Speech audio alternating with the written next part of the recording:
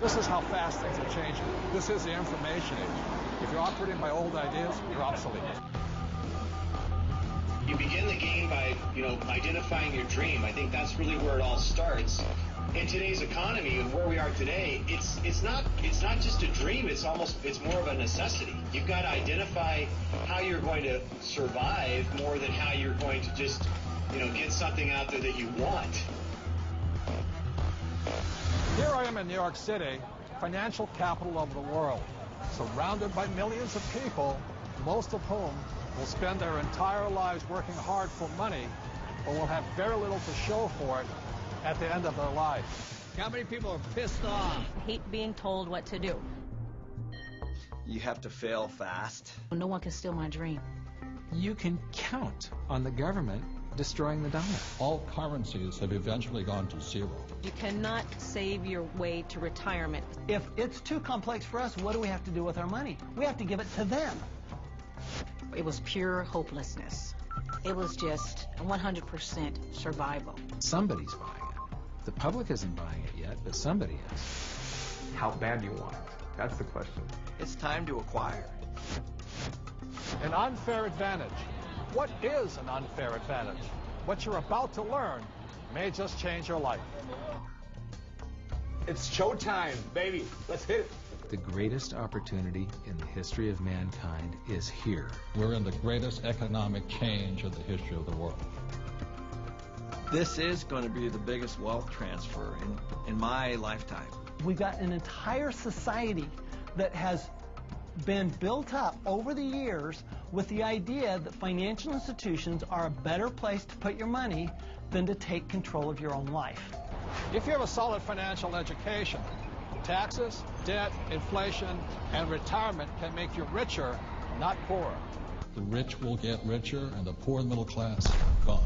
I was around my brother who was a part of a gang, who ran a gang, and that's a lot like running a business. Most people run from problems, and the truth is that's where the opportunities are.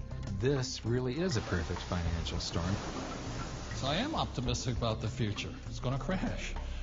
The next big economic boom will not be from the internet or China or India, but will be from empowering women. A big part of success is failing so many times that you learn and learn and learn your lessons. Robert says all the time that if you're not being successful, it's because you're not making enough mistakes. People think that cash is like a safe place to be, a place to park your purchasing power. And I think cash is the worst investment that you can have. And if you follow an economist, you're in trouble. Okay, you want to have barely enough income to survive if you're lucky. Go do 401ks, go do mutual funds, be my guest. This is the best time to talk about this because people have had a shift of context with this economy.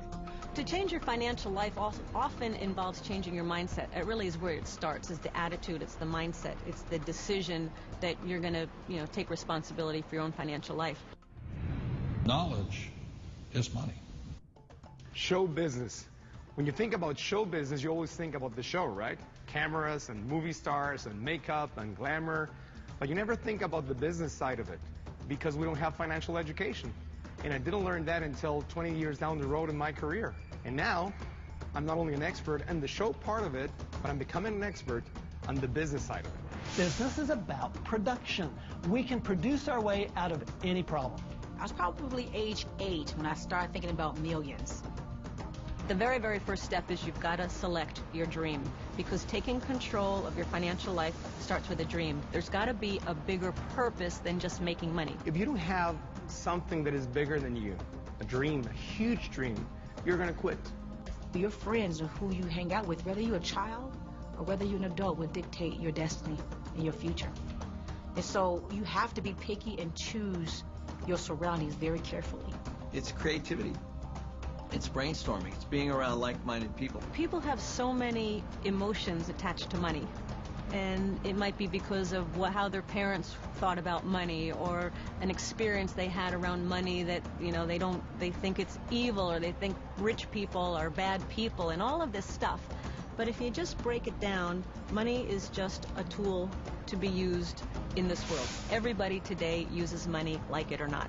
The absolutely fastest way to put money in your pocket is to reduce your taxes. Gold and silver have been the safe haven asset for every second of the last 5,000 years. My real estate that we own, through depreciation, wipes out most of our taxable income. It just makes so much sense to me, and it's so much easier. I went to war to fight for capitalism. I fought for the freedom for a person like me who had nothing, to work hard, to use my brains, and to build a better life for myself and many other people.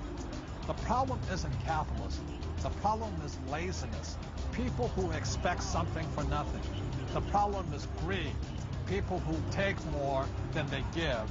And the problem is ignorance, an education system that thinks that money is the root of all evil. It's ignorance, it's financial ignorance that has caused so much of this problem, not capitalism. It's not just a dream, it's more of a necessity. You've got to identify how you're going to survive.